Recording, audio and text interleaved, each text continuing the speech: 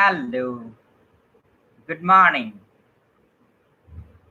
Today I came up with a very extraordinary edition of Thinking Fast and Slow. We are going to read Marshmallow Test, and I'm so excited. And I have found a new timer today in my device I was using, and this is a new strategy I am following. Let's get started.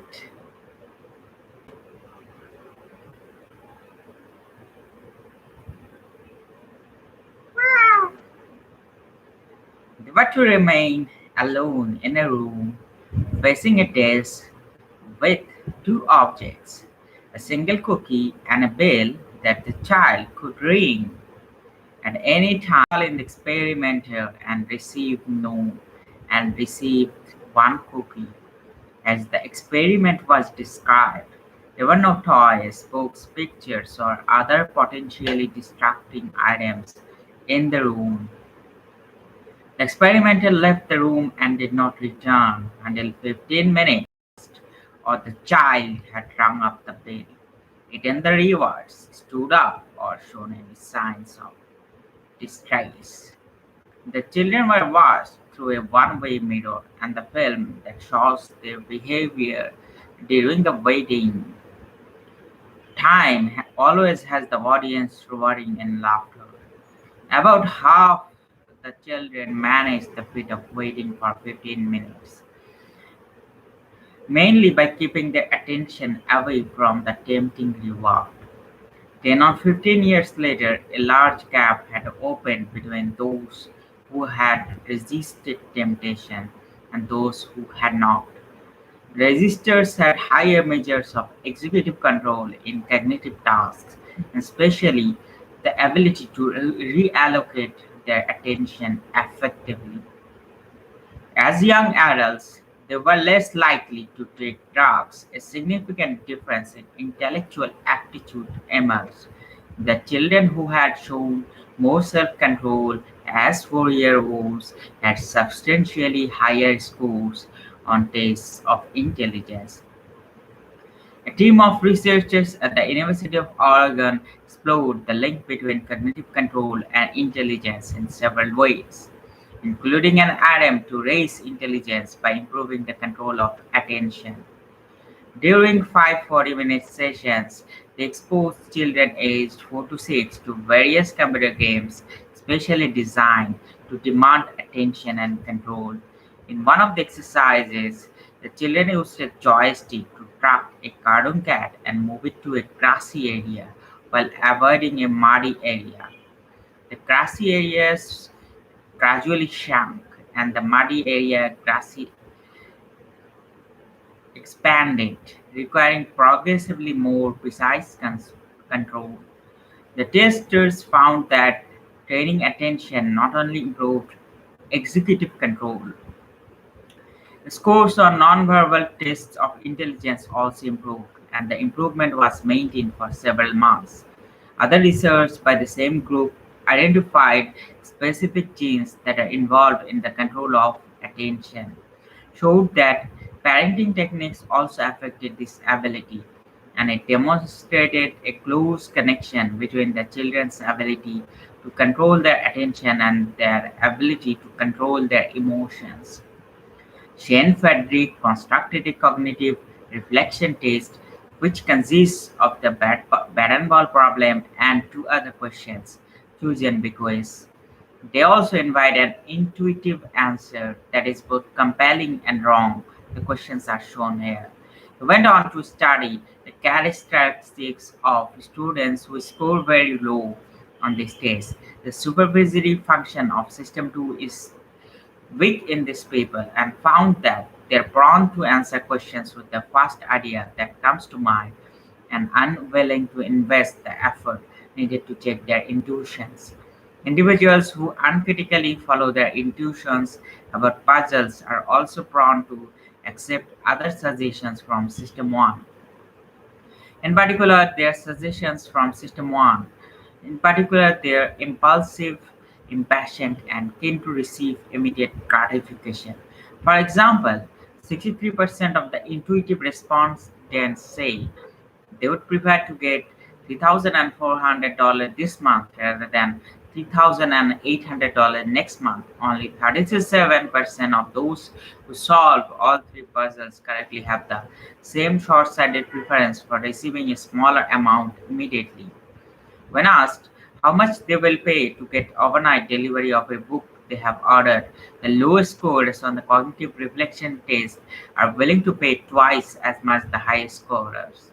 Frederick's findings suggest, yay! My timer has worked.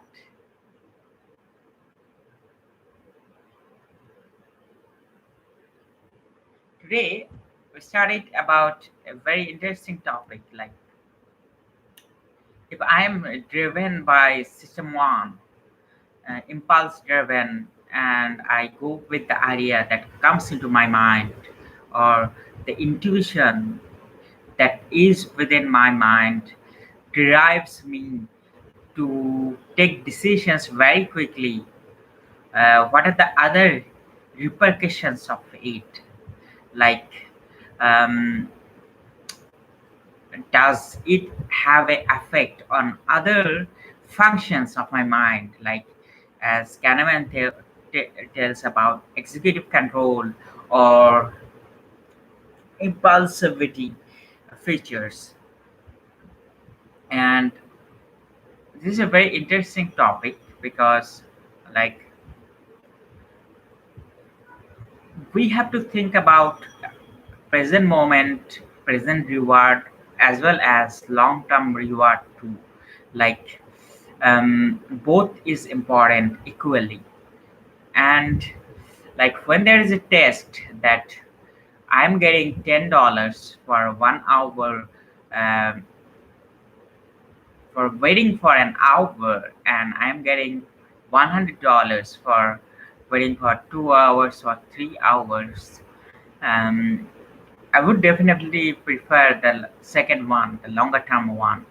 But um, this also defines that at least 50% of people, 50% of the people are motivated by instant gratification.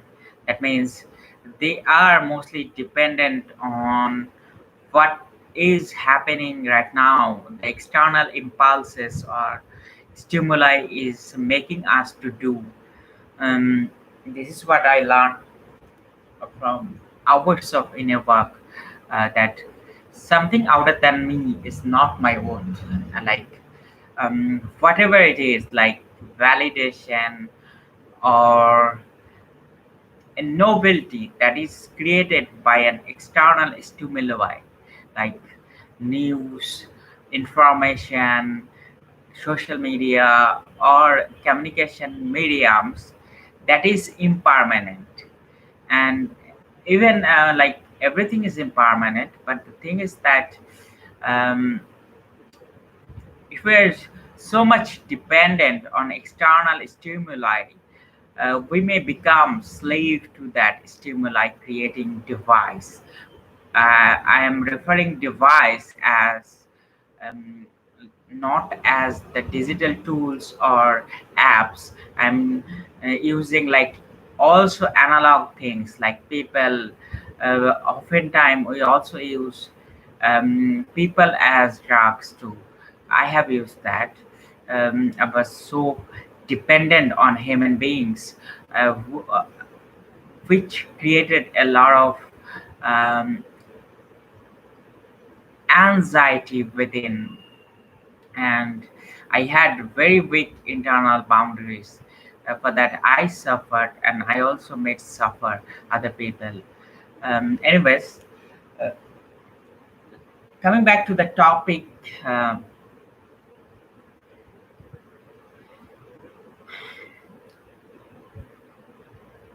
the market, the operation of human mind, and instant gratification and delayed gratification all are interrelated.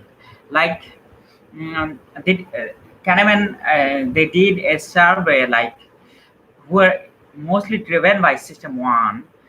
They are most likely to pay more, dependent on like delayed gratification, or people who are looking for the bigger goal, looking for something bigger to achieve.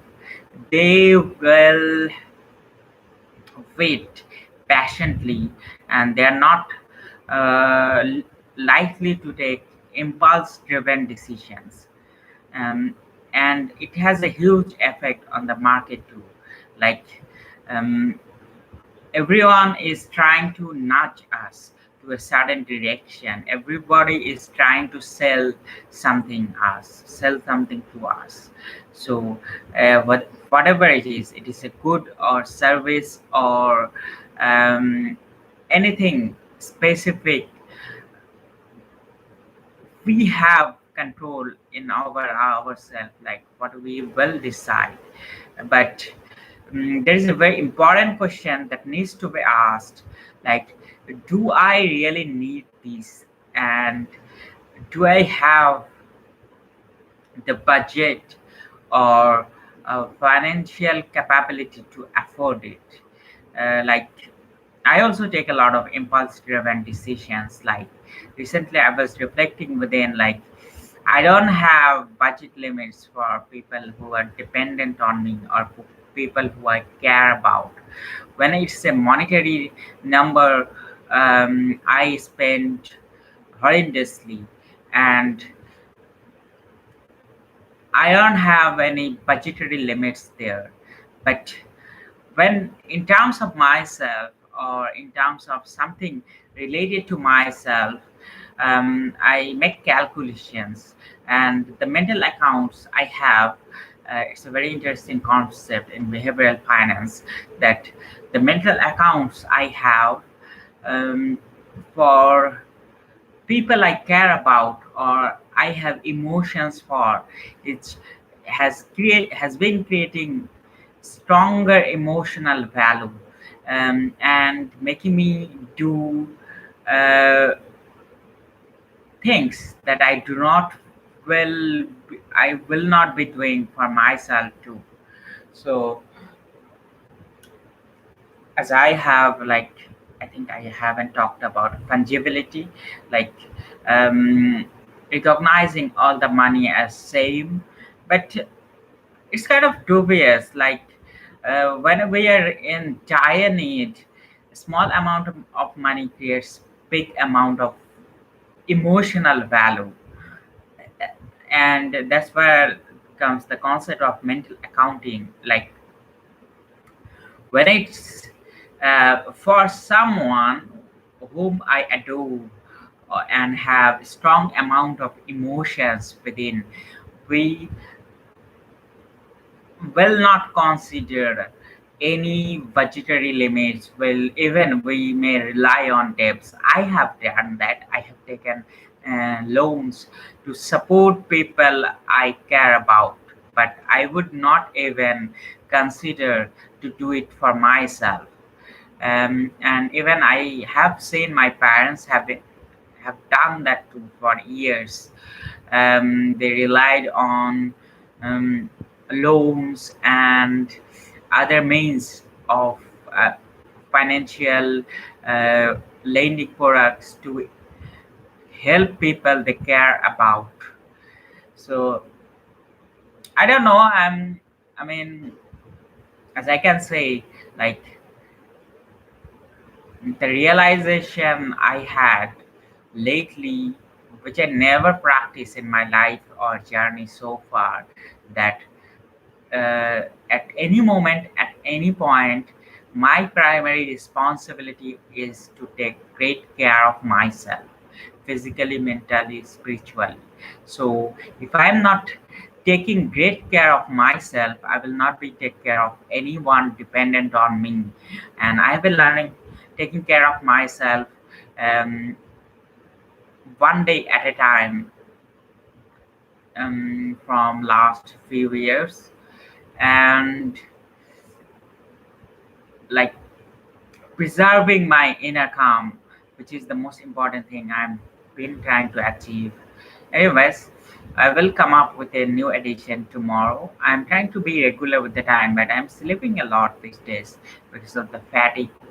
But hopefully things will get better. And one day morning I will wake up with no fatigue at all.